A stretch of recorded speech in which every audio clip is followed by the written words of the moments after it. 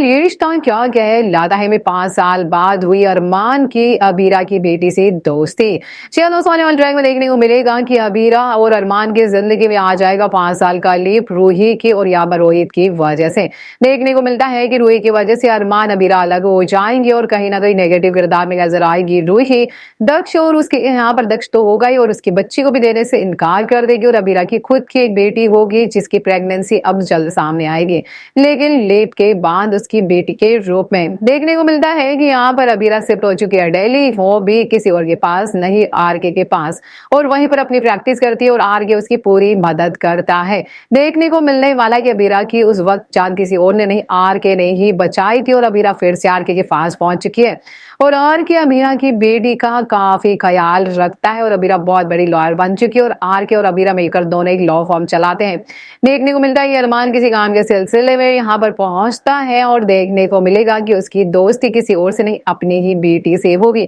चलो दोस्तों, टैक्सी के चक्कर में होगी अरमान की अपनी ही बेटी के साथ में दोस्ती, क्योंकि स्कूल से अपनी मम्मा के लिए सरप्राइज देने के लिए पहुंचना चाहती है और उसका जन्मदिन है उस दिन, और अरमान को भी याद आता है कि आज ही अबीरा का जन्मदिन है, जिसके बाद वो यहाँ पर देखने को मिलता है कि बच्ची का अकेले ना रह जाए और इसी चक्कर में वो उसकी मदद करते नजर आता है। देखने को मिलता है कि अरमान यहाँ पर